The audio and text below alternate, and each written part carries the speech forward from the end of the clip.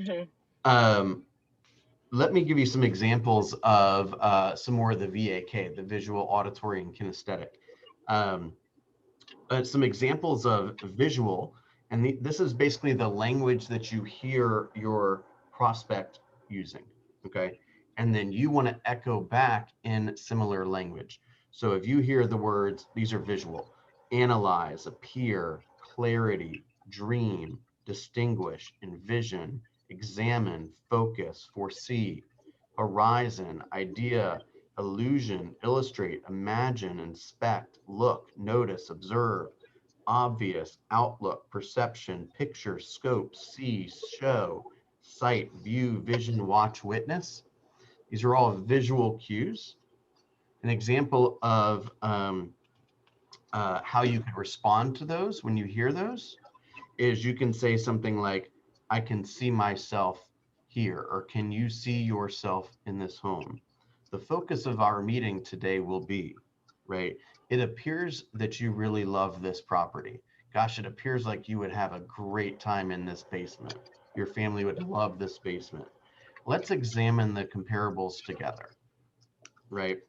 That's those are words that when you identify that you've got a visual person in front of you, that you can be using back in there, um, back at them, and that makes them subconsciously have a better relationship with you or better rapport with you because you're speaking to them in the way they see the world, right? This is the way they see the world. All right, auditory. Okay. Here are a few examples of that. Okay. Announce, articulate, communicate, converse, discuss, dissonant, earshot, enunciate, gossip, hear, listen, loud, mention, noise, pronounce, remark, report, ring, roar, rumor, say, shout, silent, sound, speak, speechless, squeal, state, talk, tell, tone, utter, voice, right? So when you hear those words from your consumer, from your prospect, you can identify the fact that they are generally auditory. Okay. Um, Now, some phrases for that would be, that sounds perfect. I'm looking forward to meeting you at 2, right? That sounds perfect. Let's talk about it, right? I hear you loud and clear. Not to mention the fact that they're going to put in the hot tub in the contract too, right? So again, if you hear visual words but you're responding with auditory words because that's natural for you, you're not creating the rapport that you have an opportunity to create. And then you wonder why they ghost you, right? Or you struggle to, like, you're butting heads the whole transaction. Okay. Um, Another way to, or kinesthetic, remember that's feel and touch. So some words there are active, affected, bearable, callous, concrete, emotional, feel, firm, flow, foundation, grasp, hanging, hassle, heated, hold, hunch, hustle, tuition, motion, panicky, pressure, rush, sensitive, shift, sore, stir, stress, support, tension, touch. Okay. When you hear those words, you got a kinesthetic person in front of you. Okay. I want to stress that blank, blank, blank, right? Let's get a concrete plan in place. It's a difficult concept to grasp. Let me explain it to you, right? Let's touch base, touch base. Follow what I'm saying? Yes, Pretty interesting stuff, huh? it is. It's really interesting to know when you mentioned like a while ago, like sometimes if you got a client that you bump head with, to listen to the way that they relay the information and the way that you're relaying the information. So can I give an example and you Yeah. can tell me what you think about this language? So if you're dealing with someone that appears to me that might be a high D, Okay. right? When you're working with someone that appears to be a high D, but the high D is not really that good at listening to, I guess, the other ideas or the other ways that they're supposed to get things done versus wanting to do it their way.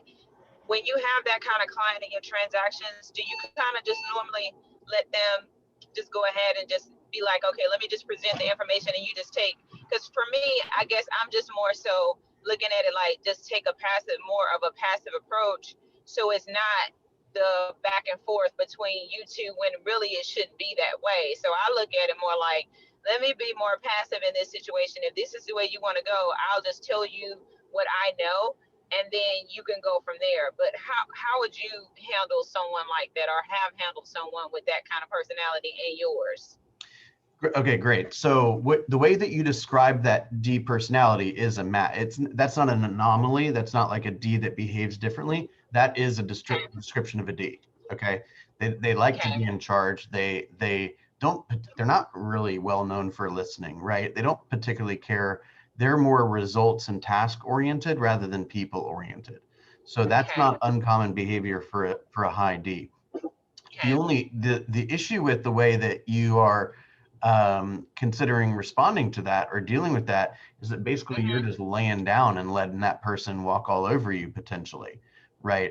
You got to remember that um, you're the expert, right? You're the one that knows more about the day to day of a real estate sale than they do, right? This is what you do for a living. You're in this every single day.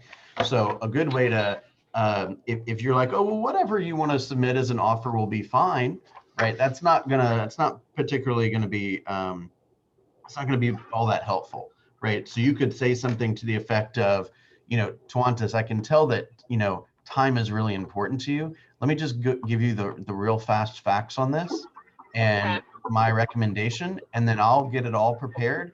And I know you're busy. We'll just have it signed and we'll move forward and get you exactly what you want, right? So that's Right. not saying you fill out the contract and I'll meet you whenever you want to meet me. I got nothing better to do. That's like saying, look, I respect the fact that you want to get this done quickly, and that's what I'm going to do for you. This is going to be Right. painless, it's going to be stress-free, and it's going to get done fast, and it's going to get done correctly, right? So here's my Right. recommendation. 250, 4 grand in closing cost, get rid of the home warranty. Ready for me to send Right. it over? Right? Right. It's like that oftentimes is like if you're a high D back at a high D, Uh-huh. yet you're a you do it in a way that they want it kind of done, if you will, Uh-huh. then Mhm. you generally have great results. Right. I And see. if you're trying to figure out like how somebody like what their natural communication style is or what their natural personality is, there's nothing wrong with simply asking them. So, hey, describe exactly how you would like this transaction to go, Mhm. right? How do we make sure that this transaction, you know, we deal with a lot of different people with a lot of different, needs and concerns. Walk me through how do I best serve you, right? And what that's Right. saying, by the way, is if they're interviewing another agent also or multiple agents, and the other agent isn't asking questions like that, then they subconsciously say, oh, this woman Tawanta, she actually seems to be interested in how to serve me.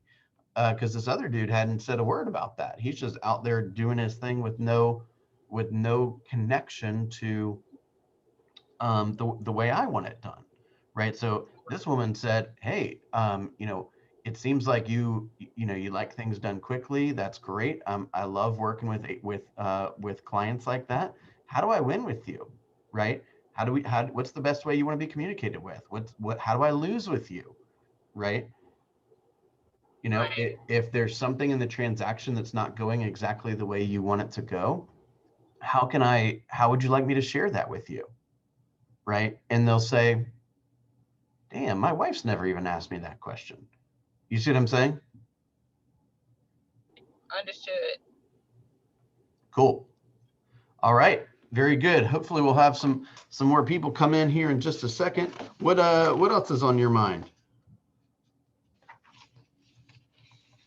I want you to share, by the way, what you shared a second ago, just Okay. about the momentum that you're feeling. Okay. Oh, sure. That is no problem at all. So I just want to make sure too, though, when it comes to language, in the language part, I know I just like to make sure that that the balance is there. Like, I'll present. So I'm not so passive to where, you're just going to just say whatever. But I'm definitely going to put it out there like, well, this is what I recommend, right? And then, but if I feel like, you're constantly like wanting to just go against the grain or go another direction, that's where I kind of just like, okay, well, this is why I say X, Y, Z. And just so it won't have to be a back and forth with somebody that you're trying to serve, right? Because it shouldn't be that. Say that one more time. I'm sorry. I want to make sure I heard that correctly. I just don't like it to be I was just saying a back and forth, with someone that you're actually trying to serve, when I'm not passive to where the point to where I'm not going to say, hey, this is what I recommend. That is definitely it. But if you keep going against the grain, just coming back and forth with like, oh no, like I want to do this and I want to do this, and disregarding it, then it's just like after that stuff is presented to you, right? Instead of us just going back and forth, because I've actually even heard like where people are arguing with their clients. Like I guess I just don't like that feeling like you having to argue with someone that you're servicing in a Yeah, Well, sense. I agree with that. Tawanda, it's a fine line that you have to walk Yeah. with people like that, because I blew up with one of my best clients because I finally called her out on her BS. And Uh-huh. she referred 4 people to me in a year, or Uh-huh. I got 4 transactions in 1 year. And I wish I'd have done things with her differently. But I think the best thing, and the thing that worked with her the most, because this client sounds exactly like what you're describing, is to put Uh-huh. everything in writing to them, Oh. because then they see it. They don't Mm-hmm. have to hear you tell them, but they see Uh-huh. it. Right. And and then on top of that, when they say, well, you didn't do this and you didn't do that, you say, Right. well, let me pull up this email on November 10th that I sent to Uh-huh. you, and let's see what that says. Yeah, Don't Got be you. argumentative, but if you have it in writing, you have proof, then it shuts them down. I And love right. that. when Well, it's the thing hard, is remember, everyone wants to be right. Whether they deserve to be right is a different story, but Yes. they want to be right. And That's it. the other thing is all of this DISC stuff, it just helps you better understand the person's how to build rapport with them. It does not solve the problem that some people are just jerks and some people Yeah. don't deserve to work with amen. you. Right.